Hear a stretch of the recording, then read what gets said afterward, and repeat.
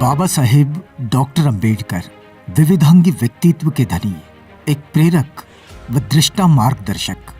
अपने तूफानी जीवन के 65 सालों में बाबा साहेब डॉक्टर अंबेडकर ने सामाजिक, आर्थिक, राजनीतिक, शैक्षिक, धार्मिक, ऐतिहासिक, सांस्कृतिक, औद्योगिक, साहित्यिक, संवैधानिक आदि कई क्षेत्रों में अनगिनत कार्य किए हैं और राष्ट्र निर्माण में अपना योगदान दिया है।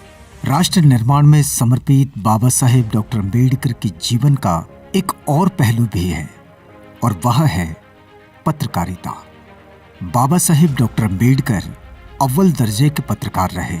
उन्होंने मूक नायक, बहिष्कृत भारत, जनता, प्रबुद्ध भारत, समता इन जैसे मुखपत्र चलाकर जनता की आवाज मुखर करने वाली पत्रकारिता और पत्रकारिता का आंदोलन बखूबी चलाया।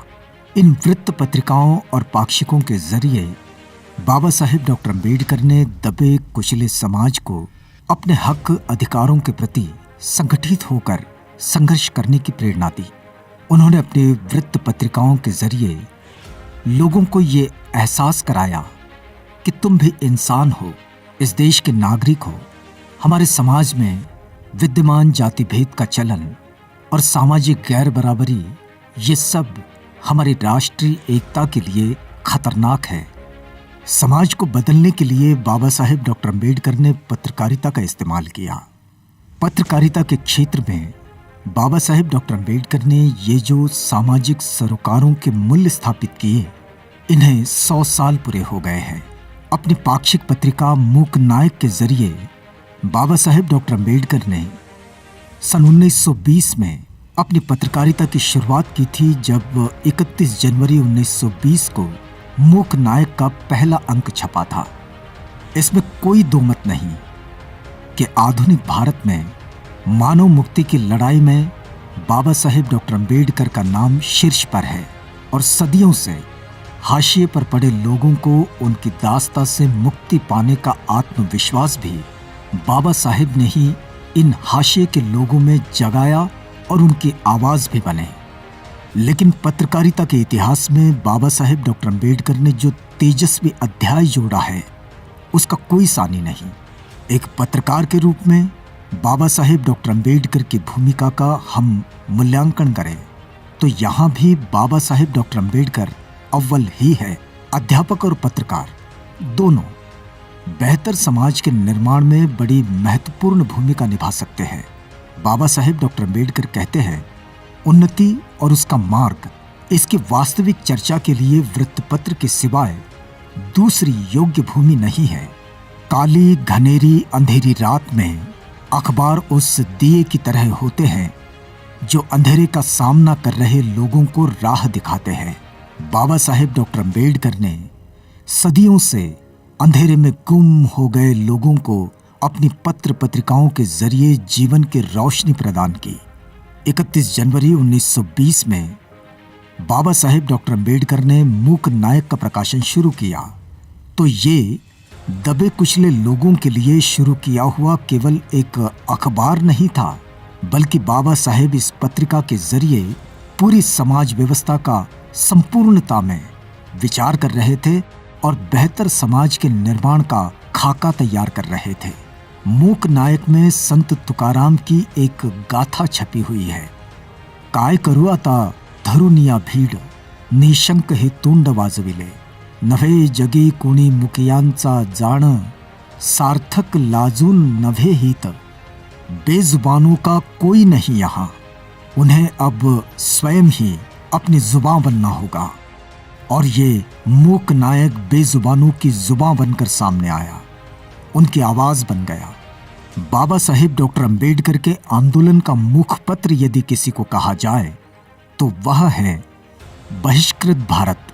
इसका पहला अंक 3 अप्रैल 1927 को छपा। इसके बाद समता, फिर जनता और फिर प्रबुद्ध भारत। बाबा साहेब का प्रबुद्ध भारत आज भी छपता है और लोग उसे पढ़ते भी हैं। मूक नायक से प्रबुद्ध भारत तक बाबा साहेब डॉक्टर अंबेडकर की पत्रकारिता की एक लंबी श्रृंखला है। इनमें बहिष्कृत भारत का संपादन बाबा साहेब डॉक्टर अम्बेडकर ने लंबे समय तक किया। बाकी अखबारों के संपादन की जिम्मेदारी बाबा साहेब ने अपने अन्य साथियों को दी थी। बाबा साहेब डॉक्टर अम्बेडकर की पत्रकारिता में एक बात बखूबी मिलती है और वह है तत्कालीन समाज का दर्शन, सामाजिक द्वंद्व और उन परिस्थितियों से बाहर आने का उपाय। पत्रकारिता यदि व्यवस्था की गलतियों पर चोट ना करें तो फिर वो पत्रकारिता कैसी। बाबा साहेब अपने पाठकों से कहते हैं कि सार्वजनिक दुखों पर शोक मनाने से क्या फायदा, उन दुखों के प्रतिकार का रास्ता ढूंढे और उसे अपनाए। मूक नायक के पहले ही अंक में बाबा साहेब कहते हैं, सभी का कल्याण हो ऐसी सर्वसमावेशी भूमिका वृत्तपत्रों की होनी चाहिए। यदि ऐसी भूमिका कोई ना ले तो ये उसका अपना अहित तो है ही। स्वार्थ प्रणीत या किसी विशिष्ट पक्ष का हित साधने वाले वृत्तपत्र अपने साथ साथ औरों का भी नुकसान करते हैं। अखबारों की निष्पक्षता के लिए बाबा साहेब की ये चेतावनी पत्रकारीय नैतिकता की ओर इशारा करती है। बाबा साहेब डॉक्टर अम्बेडकर पत्रकारिता में नैतिकता को रीढ़ की हड्डी मानते हैं, जो पत्रकारों को निर्भीक और निष्पक्ष बनाए रखती है।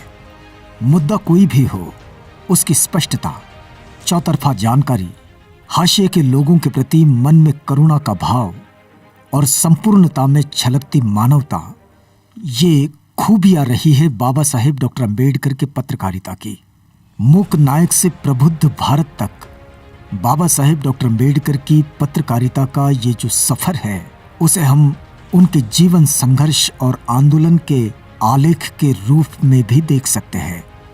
यह हर समय की मांग होती है कि शोषित और पीड़ित आवाज को कोई बल मिले, शक्ति मिले। अखबार उसका सशक्त माध्यम है और बाबा साहेब ने इस माध्यम का सामाजिक परिवर्तन के अपने आंदोलन में प्रभावी प्रयोग किया। मूक नायक से लेकर प्रबुद्ध भारत तक बाबा साहेब डॉक्टर अम्बेडकर अपनी प्रगल्भ बुद्धिमत्ता और जुझारू प्रवृत्ति वाली विद्रोही कलम लेकर मनुष्य की मुक्ति के लिए लड़ते रहे।